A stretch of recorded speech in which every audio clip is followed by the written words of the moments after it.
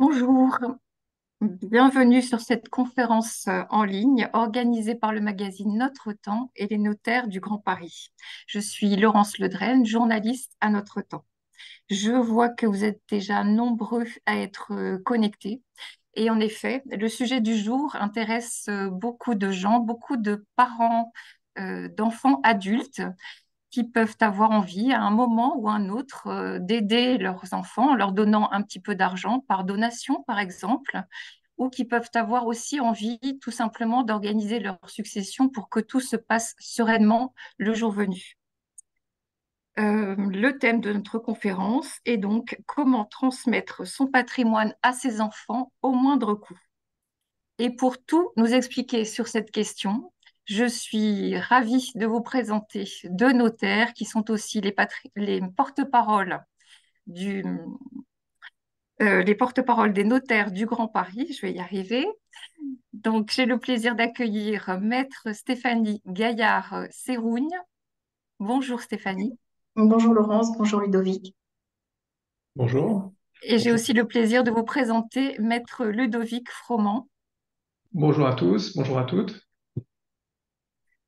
Alors, en tant que parent, on peut se demander comment transmettre son patrimoine à ses enfants. On peut aussi avoir envie de se demander combien transmettre. Évidemment, tout cela sans semer de la zizanie dans la famille, en toute équité et sans se démunir aussi. Tout cela relève des règles de la succession. Et cher maître, vous allez nous expliquer l'essentiel à retenir sur ce point. Autre sujet, question que nous entendons souvent aussi, c'est comment peut-on transmettre de l'argent ou un bien à son enfant sans payer trop de droits de succession, voire en n'en payant pas du tout. Et ça, c'est une règle fiscale que vous allez nous résumer aussi.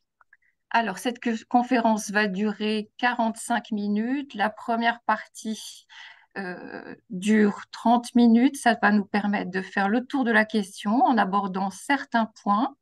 Et puis, à midi et demi, nous pourrons prendre un certain nombre de questions que vous, derrière vos écrans, je vois que vous êtes maintenant encore plus nombreux, vous allez pouvoir poser.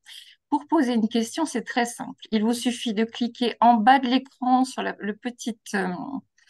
les deux petites bulles, une icône avec les lettres Q comme question et R comme réponse. Donc, n'hésitez pas à poser une question en la rédigeant le plus simplement possible, sans donner trop de détails, puisque évidemment, nous allons sélectionner le maximum de questions en essayant de prendre les questions les plus représentatives que peuvent se poser des parents.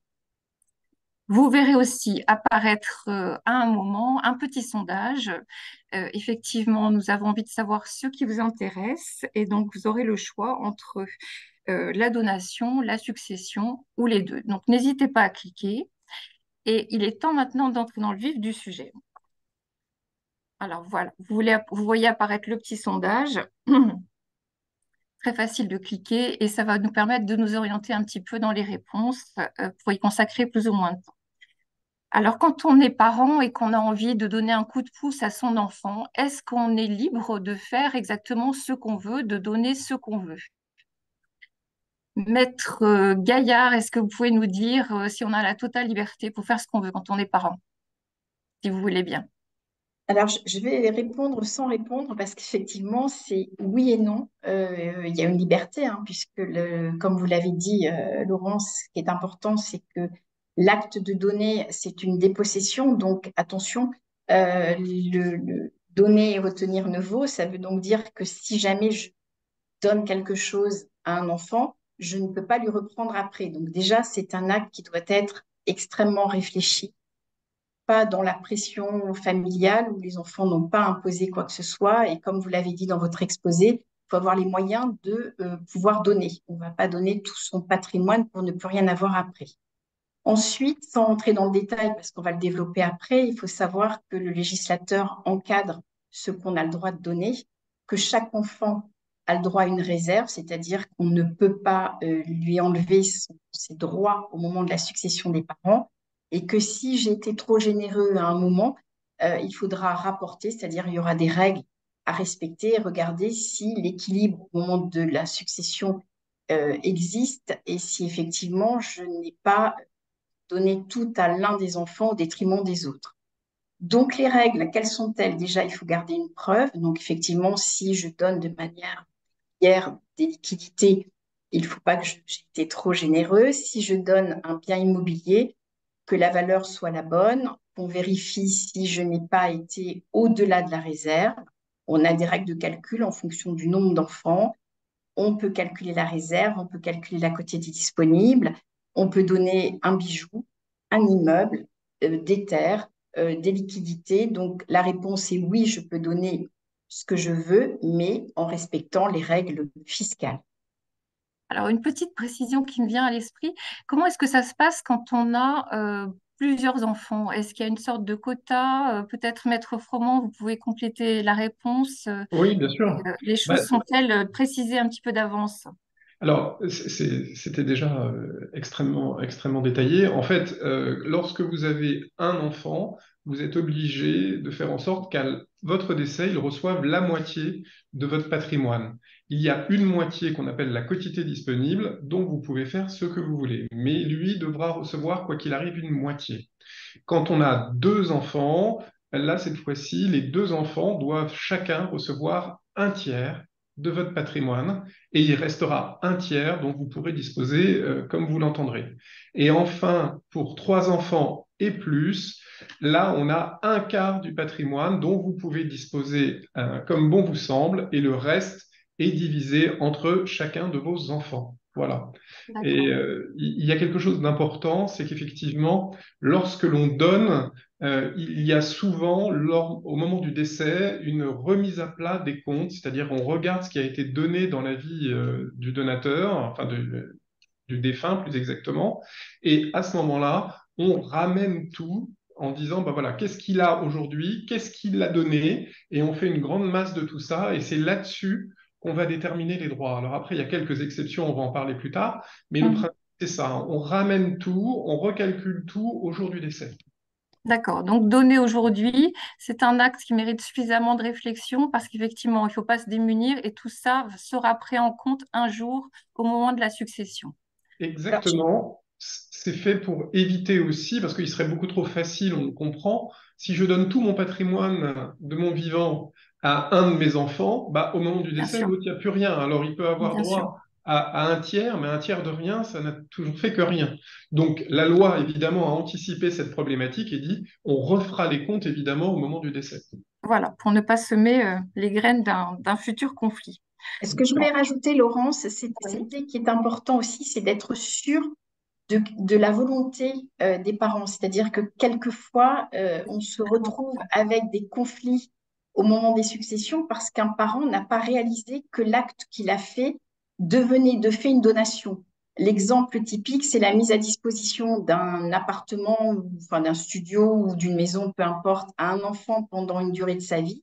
Il faut savoir que cet acte peut être requalifié de donation, même si ce n'était pas du tout dans la volonté des parents. Donc, je crois que venez voir votre notaire, il faut nous parler et nous, on expliquera ensuite ce qu'il y a lieu de faire pour éviter que ce soit requalifié. Voilà, c'était la petite observation, mais je pense que c'est important C'est de revenir important, c'est là-dessus. important. Mais néanmoins, est-ce qu'on peut donner de l'argent à son enfant? Par exemple, si j'ai envie de donner un peu d'argent à mon fils qui s'installe, qui se lance dans la vie, est-ce que c'est possible de le faire comme ça, sans déclaration et notamment sans le déclarer aux impôts? Maître Froment, par exemple, qu'est-ce que vous recommandez? Alors, je recommande tout d'abord en tant que notaire la prudence. C'est la première des règles. Alors, pour répondre plus précisément à votre question, une fois qu'on reste prudent, oui, effectivement, on a ce qu'on appelle le présent d'usage. Alors, le présent d'usage, c'est quoi? C'est une somme qu'on le remet dans un cercle familial au terme et lors d'occasions type mariage, anniversaire, diplôme, fêtes religieuses. Ces sommes peuvent être remises, c'est des cadeaux de parents à enfants pour simplifier un petit peu.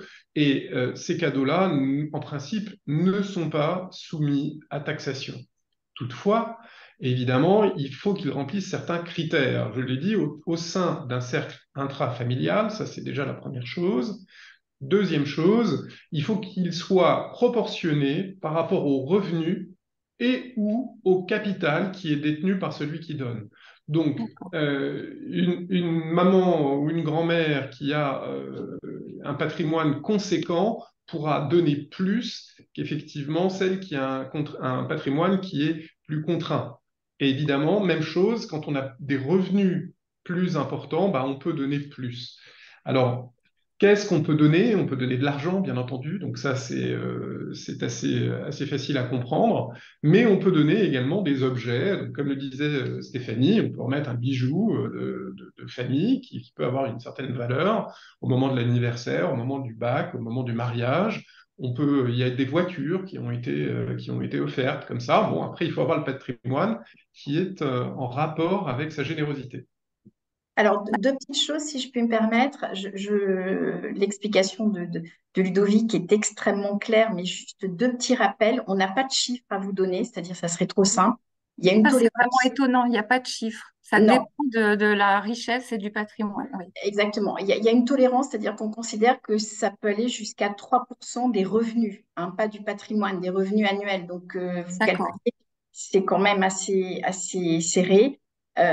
Deuxième chose, il faut réaliser qu'il ne faut pas une notion de récurrence, c'est-à-dire, comme l'a dit Ludovic extrêmement clairement, ça doit correspondre à une date ou à un événement, garder la preuve, une carte postale, une carte, etc., une lettre qui indique bien que cette somme versée ou remise correspond à quelque chose.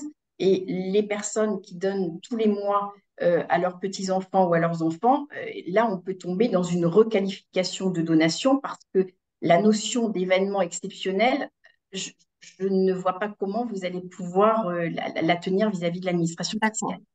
Mais on pourrait donner, par exemple, à chaque anniversaire pendant quelque temps. Toujours dans les mêmes règles, c'est-à-dire en fonction de vos moyens. D'accord. D'accord. Alors, il y a peut-être une précision à faire aussi, c'est qu'il peut y avoir ce qu'on appelle des obligations alimentaires, c'est-à-dire que si ces enfants sont dans le besoin, qu'ils n'ont pas de logement, qu'ils n'ont pas de nourriture, les parents se doivent aussi de les aider. Bien Et sûr. là, on est hors cadeau d'usage, c'est autre chose, hein.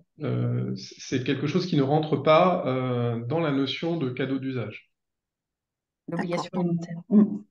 le cadeau d'usage, effectivement, c'est intéressant parce qu'on dit, tiens, voilà une manière de donner sans payer de droits de succession. Donc, on répond un petit peu à l'une des questions qui nous préoccupe aujourd'hui. En revanche, attention au montant, attention au moment et au montant.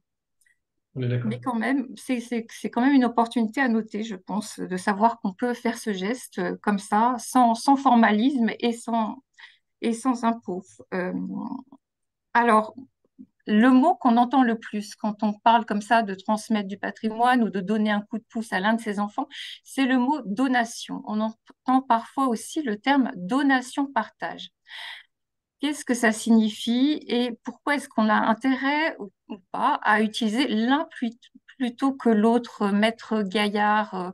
Comment savoir si j'ai intérêt à faire une donation plutôt qu'une donation-partage?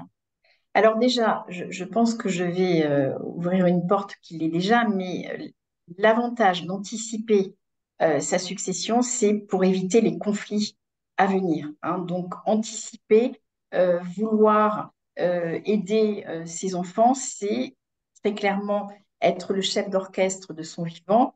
Et ça permet quand même, et on le sent, on pourrait vous donner des exemples, d'éviter les conflits. Ça, je pense que c'est déjà la règle de base. Deuxièmement, une donation, on ne va pas faire une donation partage si on a un seul enfant. Parce que par partage, ça veut dire qu'il faut qu'il y ait au moins deux enfants. Donc déjà, la donation répond à une partie des familles qui ont un seul enfant. Dans la donation partage, il y a la notion de partage. Ça veut dire que je fais des lots et je donne à un enfant le lot A et je donne au deuxième enfant le lot B. Donc, je regarde ce que je souhaite donner et j'arbitre et je partage en fonction de mes enfants. La donation partage, qui est très clairement l'outil qu'on préfère le plus dans le notariat. Pourquoi? C'est parce que ça fige les valeurs. C'est-à-dire que tout à l'heure, on a C'est-à-dire, parlé de rapport, c'est-à-dire qu'à la succession, on va calculer ce qu'il y avait pendant toute la vie du défunt et qu'est-ce qui a fait l'objet de donation pendant ma vie. Donc, on reprend les donations qui ont été effectuées. Si c'est avec un outil qui est la donation partage, je valide qu'il y a eu une donation partage, mais les valeurs sont celles qui ont été mises dans la donation partage, alors que dans la donation, je vais réévaluer la valeur de la donation au jour du décès et je ne prends pas la valeur au jour de la donation. Donc, on comprend bien que la difficulté, ça va être de revaloriser. Et si j'ai fait de manière régulière des donations à mes enfants, peut-être qu'au moment de la donation, celui à qui j'ai donné une somme d'argent, Mhm. il a tout dépensé pour acheter une voiture ou pour faire le tour du monde. Celui qui a acheté un parking, peut-être que le parking au jour de mon décès vaudra plus et il faudra qu'il dédommage ses frères et sœurs de l'avantage qu'il aura obtenu. Donc, donation, pas le choix si j'ai qu'un seul enfant. Si j'ai plusieurs enfants, on pousse et on vous conseille de faire une donation partage pour figer les valeurs de ce qui a été donné. Ludovic, est-ce que tu veux rajouter des choses que j'aurais pu Alors, oublier? Non, c'est très complet, c'est juste en fait peut-être illustrer le propos parce que tout y était. C'est l'avantage d'une donation partage. On peut le comprendre si vous avez par exemple un fils et une fille. Vous allez donner à votre fils l'appartement à Paris, puis vous allez donner à votre fille le même jour une maison à la campagne, mais pas forcément en bord de mer. C'est une maison familiale qui est évaluée à un certain montant. Et au jour de la donation partage, les deux biens ont la même valeur. Sauf que, bah, au moment de votre décès, l'appartement il a doublé de valeur, tandis que la maison elle n'a pas bougé ou l'appartement a triplé de valeur. Et donc on va arriver à un cas, si vous n'avez pas fait de donation partage, où le fils qui a reçu cet appartement bah, va devoir dédommager sa sœur de l'avantage qu'il a reçu. On calcule cet avantage au jour du décès, et donc s'il y a un bien qui a pris plus de valeur que l'autre, eh ben, on doit dédommager. Là, en l'occurrence, le frère devrait dédommager sa sœur. Ça, c'est si on est dans le cadre d'une donation simple à chacun de ses enfants.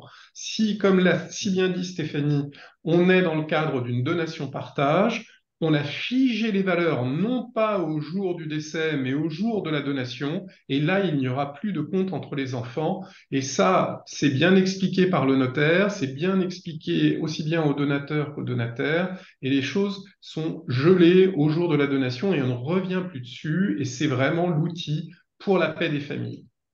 Alors peut-être, pour rassurer quand même les auditeurs, il y a la possibilité, si jamais ils ont fait de manière sporadique des donations à leurs enfants, de revenir voir leur notaire et de réintégrer dans une donation partage les donations qui ont été faites antérieurement. Alors Oui, effectivement, économiquement parlant, pour eux, c'est peut-être pas ce qu'il y a de plus optimal parce qu'ils vont avoir des frais complémentaires, mais on peut toujours rattraper pour faire la paix des familles et les accompagner en disant, voilà, vous avez fait plusieurs donations, ben aujourd'hui, on remouline les donations qui ont été effectuées et on va figer ça dans une donation. d'accord. C'est en quelque sorte une solution de rattrapage parce que c'est vrai que c'est pas forcément évident de faire une donation à chacun de ses enfants au même moment. Hein, ça peut être une question qui se pose aussi. Donc, il y a des possibilités pour rattraper l'affaire et couronner le tout dans une donation partage qui serait peut-être ultérieure, mais ça a un coût. Alors, quand on parle de donation aussi, et pour rattraper un petit peu notre préoccupation qui est de ne pas payer trop de droits de succession ou de droits de donation, voire pas du tout. Est-ce que donner la nue propriété d'un bien, c'est une bonne idée? Je vois que parmi les questions qui ont été déposées, il y a plusieurs personnes qui voudraient le savoir. Et comment est-ce qu'on fait en pratique pour donner la nue propriété d'un bien? Maître Froment, peut-être? Alors, sur la technique, c'est assez simple. Alors, on va faire un peu de latin, mais on comprend mieux peut-être avec le latin. En droit français, la propriété, le droit de propriété est composé de trois éléments. Alors, des éléments latins, usus, fructus et abusus. Donc, l'usufruit, c'est le droit d'utiliser le bien, c'est le droit d'en récolter les fruits, c'est-à-dire d'avoir des loyers qu'on va percevoir ou des intérêts sur des sommes d'argent. L'abusus, c'est ce qu'on appelle en français la nue propriété, et qui est en fait la possibilité pour le nu propriétaire de devenir plein propriétaire au décès de l'usufruitier. Il n'a pas vraiment de pouvoir. Automatiquement. Exactement. Dès l'instant que enfin, l'extinction de l'usufruit. Dès l'instant que l'usufruit s'éteint, donc souvent par le décès, et ben à ce moment-là, vous devenez propriétaire sans rien faire, sans payer quoi que ce soit, puisque tout a été réglé en amont. Donc, effectivement, on peut faire des donations dans lesquelles on se réserve l'usufruit sur un appartement, par exemple. Donc, on va pouvoir récolter les loyers, comme je l'ai dit. Et puis, bah, le jour où je vais décéder, eh ben, mon fils aura la pleine propriété de l'appartement sans rien faire, en présentant simplement mon extrait d'acte de décès. Il sera plein propriétaire du bien. Voilà. Donc après, il y a une répartition des pouvoirs entre l'usufruitier et le nu propriétaire. La plupart du temps, l'usufruitier paye quasiment tout, mais on peut prévoir des clauses différentes où le nu propriétaire paierait ce qu'on appelle les gros travaux, donc la toiture, tout ce qui est travaux de solidification de l'immeuble, ce genre de choses. Voilà. Et je reviens à mon sujet, fiscalement, est-ce que c'est une bonne idée de le faire? Alors, ça, c'est le plan civil, effectivement. Le plan fiscal, c'est intéressant parce que comme on ne transmet pas, comme je l'ai dit, les trois éléments de la propriété, ce n'est pas 100% de la propriété qu'on va transmettre. Donc, plus on est jeune, plus la valeur de l'usufruit est importante, puisqu'on a une espérance de vie qui est importante. Plus on est âgé, moins cette espérance de vie est importante, et donc moins la valeur de l'usufruit est importante. Donc, connaissant cette règle-là, on a plutôt tendance à vouloir donner jeune de façon à transmettre une nue propriété qui va être élevée, enfin qui va être peu chère, et plus on avancera en âge, et ben plus cette nue propriété va être importante. Alors, pour donner un exemple concret, quand vous avez plus de 81 ans, l'usufruit est de 20% et la nue propriété est de 80%. Donc, vous donnez un appartement en vous réservant l'usufruit, vous n'allez être taxé que sur 80%, puisque je me retiens l'usufruit. Je ne le donne pas, je le garde. Donc, c'est 80% qui vont être taxés. Si j'ai 71 ans, je vais être à 30% de l'usufruit, enfin de valeur d'usufruit. Et donc, pareil, 61 ans, c'est 40%. Et donc, plus je reviens comme ça en arrière, plus j'ai une valeur d'usufruit importante. Et par conséquent, ce que je donne est moins taxé parce que ça a une valeur qui est moindre, tout simplement. D'accord, effectivement, c'est intéressant. Mais est-ce qu'on peut aller jusqu'à donner la nue propriété de sa résidence principale, Maître Gaillard? Alors, moi, sur la résidence principale, et je pense que Ludovic a la même position que moi, on n'est pas très favorable et on le propose rarement parce que vous perdez quand même le contrôle de la décision. C'est-à-dire Bien qu'on se sûr. retrouve avec un bien en démembrement. Ça veut dire que si on vend, il va falloir que le propriétaire et l'usufruitier soient d'accord.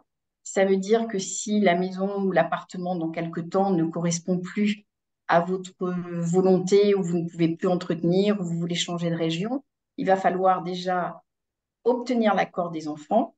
Deuxièmement, avoir bien prévu dans la donation qu'on réinvestira dans les mêmes proportions dans un autre bien. C'est pour ça que l'avantage de venir voir un notaire, c'est qu'on rajoute des clauses qui ne sont pas des clauses de style, mais qui répondent à vos attentes. On peut imposer que la représentation du prix de vente de ce bien qui a fait l'objet d'une donation démembrée soit réinvestie dans un nouveau bien pour que vous ne perdiez pas votre capital, parce que comme l'a expliqué Ludovic, on fait une décote, donc il y a une réduction, on est en période de solde, on fait une réduction de la valeur de l'usufruit, mais le côté un petit peu difficile, c'est que si on n'a pas prévu cette clause de réinvestissement ou s'il y a une frottement avec les enfants, je peux partir qu'avec la valeur de mon usufruit qui va décroître tous les 10 ans. Et effectivement, si j'ai plus de 91 ans, mon usufruit ne vaudra que 10%. Donc, se reloger avec 10% d'un prix de vente, ça va être un petit peu difficile. Donc Donc, attention quand il s'agit de la résidence principale. D'accord. attention parce qu'effectivement, votre patrimoine ne vous permet peut-être pas d'avoir une grande souplesse. Donc, je ne trouve pas et ne nous trouvons pas que ce soit une idée la meilleure qui soit. D'accord. D'autant plus pour avoir des droits de succession qui ne seraient pas forcément trop élevés, il y a une solution beaucoup plus simple. Quand on fait une donation, on a la possibilité aussi de bénéficier donc d'un avantage qui permet de ne pas payer trop de droits de succession. Quelle est en fait la somme qu'un parent peut donner à son enfant sans payer de droits de donation? Maître Gaillard, si vous voulez bien continuer. Alors, avec la fiscalité actuelle, parce que c'est toujours le sujet, hein, c'est que ce qu'on dit aujourd'hui est valable avec les règles fiscales aujourd'hui, elles peuvent évoluer très vite. Donc, surtout, venez voir votre notaire pour qu'on valide les chiffres. Aujourd'hui, avec la fiscalité, on peut donner 100 000 € chaque parent à chaque enfant tous les 15 ans. C'est-à-dire, je suis en franchise de droit sur un bien immobilier. Il y a également une autre possibilité si j'ai moins de 80 ans et que je souhaite faire une donation de somme d'argent, je peux rajouter 31 000. Alors là, j'ai besoin d'aide. 31 965, c'était bien ça? 865. Voilà, je sais que systématiquement, j'ai besoin de Vous soit de êtes Laurence, formidable. soit de Ludovic. Donc, excusez-moi, Pardon, 31 000, 865. voilà, D'accord. qui peut être rajouté. Donc, je peux donner à mes enfants, chaque parent, chaque enfant, 100 000 € tous les 15 ans. Ça ne veut pas dire que je ne peux pas donner plus, mais ça veut dire que si je donne plus, je tomberai dans un régime de fiscalité. D'accord. Et donc, quand le père et la mère décident de donner en même temps, par exemple, à un enfant, du coup, ça fait 200 000 euros. Plus, s'ils ont moins de 80 ans, 31 000 et quelques, Si c'est je une ne me somme souviens d'argent. plus voilà, si c'est une somme d'argent. Donc, on voit Oui, qu'il y a quand même une possibilité de donner un bon coup de pouce à un enfant si on le souhaite, ou de transmettre une partie de son patrimoine en ne payant aucun droit de donation. C'est quand même intéressant à noter. Et ça, en plus, les compteurs sont remis à zéro tous les 15 ans. C'est bien ça? exactement. Date anniversaire, hein, le lendemain. Alors, juste, je rajoute quelque chose qui me paraît être important, c'est que cette histoire de 100 000 € par parent et par enfant sur un bien immobilier, si le bien appartient aux parents. Si c'est un bien personnel, le conjoint ne peut pas le donner puisque par définition, ce n'est pas quelque chose qui lui appartient. Donc, Oui, c'est vraiment sur un bien qui appartient au couple. d'accord. Alors, juste une précision quand même, les 100 000 euros, effectivement, peuvent fonctionner avec un bien immobilier, mais ils peuvent fonctionner aussi avec une somme d'argent. Les 31 865 euros ne Mm. fonctionnent qu'avec une somme d'argent dans les conditions qui ont été clairement définies par Stéphanie. Oui, tu as raison, D'accord. j'ai pas été claire. Oui, oui. Si, Non, si, non. Mettez le notaire. c'est très clair, c'est très clair, vous êtes très clair. Ah oui. Alors, on a parlé de la donation assez longuement, parce que je vois que beaucoup de personnes posent des questions sur la donation, mais on va y venir. Dernier point avant de venir aux questions. Derrière vos écrans, n'hésitez pas, si vous avez des questions, c'est le petit icône en bas de l'écran Q et R. Donc, dernier point pour faire un petit peu le tour du sujet. Il y a la donation et puis il y a aussi peut-être la possibilité pour un parent, sans faire une donation, quand on veut transmettre son patrimoine, quand on souhaite que tout se passe bien, d'organiser sa succession. Pour ça, il y a un moyen que tout le monde connaît, hein, c'est le testament. Mais rédiger son testament, est-ce que c'est quelque chose de simple à faire? Comment est-ce qu'on s'y prend? Est-ce que Maître Froment, vous pouvez nous expliquer deux, trois choses qu'il faut vraiment retenir quand on veut rédiger son testament et quand on veut qu'il soit valable? Bien sûr. Alors, le premier conseil, évidemment, c'est de venir voir son notaire qui est le spécialiste du testament. Alors, on n'a pas toujours la possibilité, au moment où on veut le rédiger, d'avoir un notaire sous la main ou d'avoir pris rendez-vous avec un notaire pour l'avoir préparé. Donc, si on ne voit pas le notaire, il faut savoir qu'on peut faire son testament. On appelle ça un testament holographe. On le fait de sa main, on le date, on le signe, et les dispositions qui vont être à l'intérieur inscrites seront votre testament. Ça, c'est la théorie, mais il faut faire très attention à beaucoup de choses parce que le testament, il a une date, mais est-ce qu'il y en a eu un autre avant? Est-ce qu'il y en a eu un autre après? comment on l'articule, est-ce que les deux sont valables, est-ce qu'il y en a un qui révoque l'autre? Il y a toute une problématique qui se met en place. Mais si on veut faire son propre testament chez soi, on peut le faire, mais il faut vraiment qu'il y ait une raison d'urgence. Sinon, il faut aller voir son notaire qui saura vraiment faire en sorte que vos volontés soient appliquées. Ça, c'est la première chose vraiment à retenir. Deuxième chose à retenir, et après je laisserai la main à Stéphanie, qui je vois piétine. Euh, Non, non, je t'écoute, je bois tes propos. Non, non, pas du tout. c'est sur les dispositions que vous souhaitez pour vos funérailles. Surtout, ne pas mettre dans son testament où on va vouloir répartir son patrimoine, ne pas mettre les dispositions dans lesquelles on veut que soient réalisées ces obsèques. C'est-à-dire, est-ce qu'on veut que ce soit des obsèques religieuses, des fleurs, etc. Ça, il faut vraiment le dissocier parce que malheureusement, quand le testament est ouvert, celui sur le patrimoine, c'est souvent déjà un peu tard Oui, par c'est trop rapport tard. exactement par rapport à la nécessité de faire vite lorsque le décès survient. Voilà ce que je peux Maître vous dire. Gaillard, Alors, vous Maître avez quelque Gaillard, chose à rajouter peut-être? vous avez failli la perdre, hein, parce que Ludovic m'a troublée. Donc, Je suis non, désolé. mais c'est effectivement vrai que quand on a préparé ce webinaire, on s'est rendu compte qu'on était souvent meurtri d'ouvrir un testament dans lequel il y avait écrit des dispositions sur des côtés pratico-pratiques et qu'effectivement, c'est très dur pour les héritiers de ne pas respecter ses volontés. Donc, effectivement, j'insistais un petit peu lors de la préparation. Donc, Ludovic voilà, s'est moqué de moi et donc je me suis étouffée. Non, j'ai rien à rajouter, si ce n'est que moi, je fais rajouter dans les testaments holographes une mention qui correspond à ce qu'a dit Ludovic, c'est je révoque toute disposition testamentaire antérieure parce que comme l'a Ah oui. très bien expliqué Ludovic, c'est le dernier en date qu'on prend et pour éviter toute ambiguïté, je révoque toute disposition testamentaire antérieure. Ne faites pas un patchwork moitié C'est ordinateur, moitié une petite phrase à écrire absolument pour qui dire que c'est simplifie. ce testament-là qui est valable. Oui, Et moi, j'ai envie de souligner aussi, vous l'avez dit plusieurs fois tous les deux, c'est un testament, c'est manuscrit, pas d'ordinateur, pas d'imprimante. On écrit tout à la main. Hein, c'est exactement. vraiment ça, la loi aujourd'hui. Oui, pas de Euh, rature. voilà. Pas de rature, mais pas non plus d'ordinateur. Donc, il faut s'exercer à réécrire à la main si on a perdu l'habitude et qu'on utilise trop d'ordinateur. C'est la seule solution pour qu'il soit valable. Alors, attention, hein, on a quand même d'autres types de formats de Oui, testament. donc Le testament holographe, c'est le plus usité, c'est le plus voilà, en tout cas, simple, le testament le plus simple.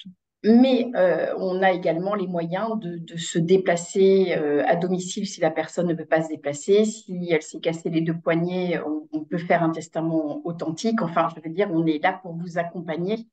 La difficulté, c'est que ce soit fait avec des personnes qui ont la lucidité, qui ne le font pas sous la contrainte et effectivement, en fonction de l'âge, avec un papier médical qui nous justifie que vous êtes avec tous vos moyens cognitifs parce que il est évident que si vous avez des personnes qui sont à dicter le testament au futur défunt, vous comprendrez qu'on ne pourra pas prendre en compte ces dispositions.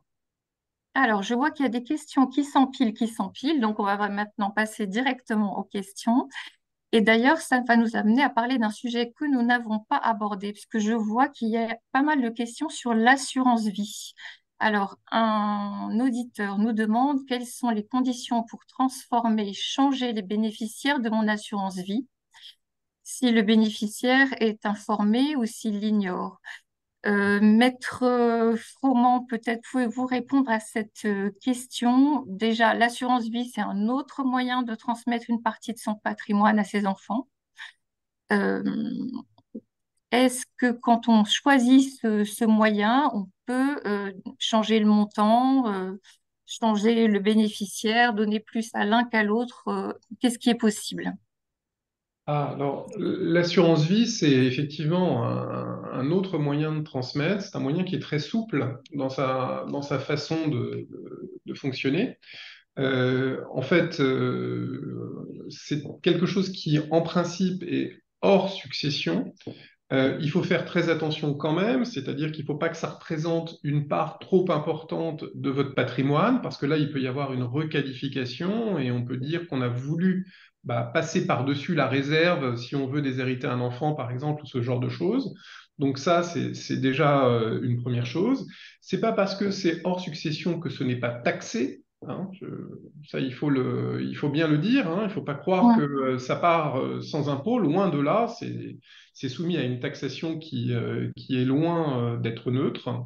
Mais c'est un outil qui permet, qui joue sur des liquidités, hein, dans lequel vous allez dire, ben voilà, moi en cas de décès, je souhaite que la somme de temps soit allouée à un bénéficiaire.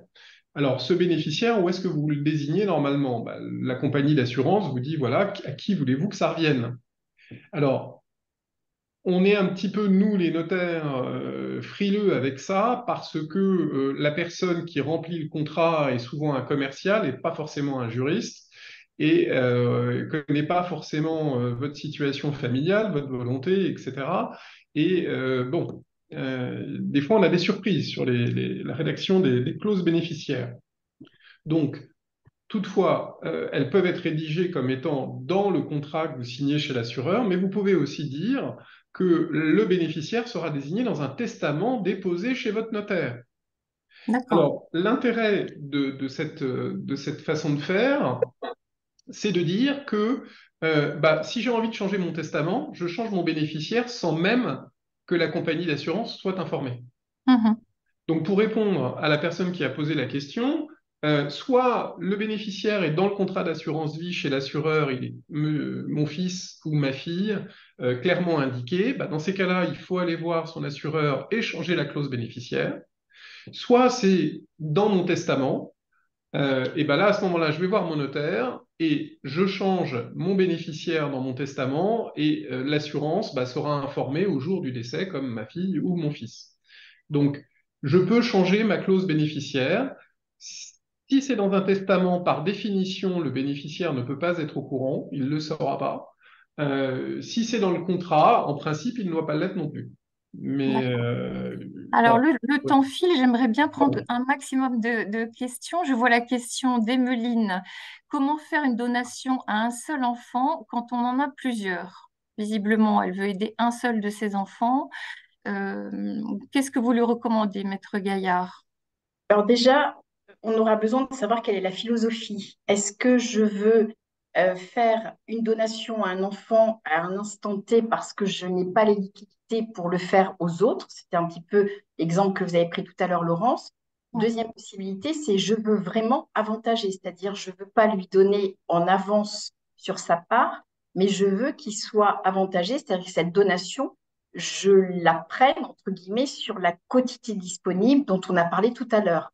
Et à ce moment-là, c'est un outil qui s'appelle une donation préciputaire, c'est-à-dire que quand je vais refaire les comptes au moment du décès, je ne vais pas réincorporer cette donation dans le calcul de la réserve, mais je vais l'utiliser dans ma quotité disponible, c'est-à-dire dans mon disponible de la succession en fonction du nombre d'enfants. Les exemples que donnait Ludovic tout à l'heure. Donc, déjà pour répondre, qu'est-ce qu'elle souhaite faire? Vraiment avantager un enfant, et à ce moment-là, c'est une donation dite préciputaire. Je suis désolée du mot qui est un peu compliqué, Oui, mais mais c'est-à-dire, c'est bien parce que la question va être posée. Donc, vous répondez à deux questions en voilà, une, c'est parfait. en plus de ce que j'aurais donné légalement, je veux vraiment avantager cet enfant ou je le donne à un instant T parce que pour le moment, je n'ai pas assez pour saupoudrer les autres. Voilà. D'accord. Alors, je Alors, vois aussi. Oui, pardon. oui, non, Je vais prendre plusieurs questions peut-être. non, J'ai Excusez-moi. oublié quelque chose, Ludovic? Ah. ah non, pas du tout. C'était juste autre chose. C'était juste, je voulais dire, tant pis, je le dis. Allez-y. Euh, et surtout quand on donne, il ne faut pas que ça soit uniquement dans un but fiscal. Oui, C'est c'est quelque chose important. qu'il faut bien comprendre. Comme l'a Oui. dit Stéphanie, ça change régulièrement en France. Donc, ne jamais faire quelque chose dans un but fiscal. Le faire dans un but civil. Je veux faire ça pour avantager un enfant. Je veux ceci pour aider un enfant. Et ensuite, le notaire va vous aider à avoir une fiscalité avantageuse. Mais ne pas faire l'inverse. Voilà, j'ai terminé. D'accord. Alors, je me précipite sur la question de Christine qui nous demande quel est le coût d'une donation. Elle veut savoir comment ça fonctionne. Est-ce qu'il s'agit d'un pourcentage en fonction du montant qu'on donne? Et je vais aussi glisser une deuxième question en même temps. Une fois qu'on a fait une donation, est-ce qu'on peut l'annuler? Maître Gaillard, peut-être. Alors, il y a deux types de frais. Il y a les frais qui sont fiscaux, c'est-à-dire je donne un bien qui vaut 200 000 euros, j'ai deux enfants, ce bien appartient à mon conjoint et à moi, je n'ai pas de droit de donation puisque je suis en dessous des abattements. Et ensuite, il y a les frais, puisqu'au niveau du service sur la publicité foncière, le bien appartient à mon conjoint et à moi. Pour qu'il passe au nom des enfants, il va falloir donc faire une mise à jour du fichier. Donc, il y a un coût au niveau de la conservation des hypothèques, il y a des honoraires. Effectivement, ces sommes-là sont calculées, c'est un pourcentage, oui, comme pour les droits de vente, qui sont faits en fonction de la valeur du bien. Une question importante qui revient souvent. Comment faire quand on a parmi ses enfants un enfant atteint d'un handicap? Qu'est-ce qu'on peut faire pour faire en sorte de lui donner peut-être plus? Est-ce qu'il y a des outils particuliers qui permettent de le faire, Maître Froment? Alors oui, heureusement, c'est quand même important et malheureusement, c'est le cas de beaucoup de familles. Alors, tout d'abord, on peut donner plus à un enfant. Alors, on a cette fameuse quotité disponible dont on a parlé en fonction du nombre d'enfants, et vous pouvez, plutôt que de la répartir entre tous vos enfants, la donner uniquement à l'enfant handicapé qui en aurait besoin. Il y a un abattement spécifique de 159 325 euros supplémentaires. Supplémentaire. Oui, Ouais, ça se pour rajoute aux les, 100 000 dont on a parlé tout à l'heure. Oui. exactement, pour les enfants handicapés. Donc ça, c'est une première chose. Mais en fait, le problème, c'est pas forcément un problème financier pour les parents, c'est un problème de dire le jour où on n'est plus là, qui va s'occuper de l'enfant. Et ça, c'est beaucoup plus important. Donc, il faut vraiment anticiper la chose. Alors, soit on a le bonheur d'avoir un cercle familial, frères, sœurs, oncles, etc., ou tantes qui peuvent s'occuper de l'enfant et qui peuvent prendre le relais des parents lorsqu'ils seront trop vieux ou quand ils seront plus là. Ça, c'est une première chose et c'est ce qui est important. Oui, il y a des associations et il est bon de s'en rapprocher. Parce que ça, c'est vraiment quelque chose qu'on a qui est très prégnant dans les familles. Après, vous avez d'autres montages qui sont possibles aussi. C'est-à-dire que ça, c'est le civil. Il faut retenir vraiment ça, ce que je viens de vous dire, c'est vraiment le plus important. Encore une fois, ça correspond à ce que j'ai fait tout à l'heure en vous disant, c'est le civil le plus important plutôt que le fiscal. En revanche, ça ne nous empêche pas d'être astucieux. Si Mhm. effectivement j'ai un frère qui va vouloir s'occuper de sa sœur qui est handicapée au décès des parents, les parents peuvent allotir l'enfant handicapé d'un peu plus dans la succession, mais au décès de celui-ci, ça reviendra à son frère. Donc au décès de celle-ci, puisque c'est une fille, ça reviendra à son frère. Ça D'accord. s'appelle un legs des résiduaux ou une donation résiduelle, ce qui permet de donner à l'enfant handicapé, quand il est là, quand il est vivant, des sommes supplémentaires pour pouvoir vivre. Et ensuite, on peut transférer fiscalement de façon intéressante. Je ne détaillerai D'accord. pas ici. Et ça, c'est une astuce. On voit bien le double mécanisme que je disais, enfin, que j'expliquais tout à l'heure. Un, il faut savoir qui va s'occuper de l'enfant. Et deux, on a une astuce fiscale pour pouvoir pas payer trop de droits dans ces situations-là. Voilà, j'étais un peu long, mais le sujet me tient à Non, cœur. mais c'est important. Il y a effectivement beaucoup de gens qui se posent la question et visiblement, il y a plusieurs solutions. Donc, ça, c'est quelque chose qu'il faut réfléchir avec son notaire, si je Ah oui, résume. oui, oui, c'est essentiel. Il faut Ouais, je parler. voudrais Oui. rajouter quelque chose parce qu'effectivement, c'est un sujet très humain, beaucoup plus d'actualité que ce qu'on peut imaginer, surtout lorsque les parents prennent des dispositions qui paraissent être un petit peu à l'encontre de l'équilibre familial. C'est souvent et la plupart du temps pour protéger les autres et que la charge euh, financière de cet enfant handicapé soit un peu pondérée par la disposition qui avantage un enfant au détriment de l'autre. Donc, surtout que les parents communiquent avec les enfants, on peut les accompagner. Et comme le disait Ludovic, nous, on a une caisse à outils et on essaye d'optimiser au mieux et que ça réponde à la volonté des parties, mais surtout ne pas faire dans son coin des testaments. Le jour où on ouvre un testament, s'il est mal rédigé, on ne peut pas l'appliquer. Donc, venez nous en parler et on regarde avec vous si on comprend la philosophie et la volonté des parties. Voilà. Alors, j'aurais aimé prendre beaucoup d'autres questions. Malheureusement, je vois qu'il est déjà 12h45. Donc, voilà, le temps a filé. C'est un sujet passionnant, passionnant et très humain, comme vous l'avez bien souligné, effectivement.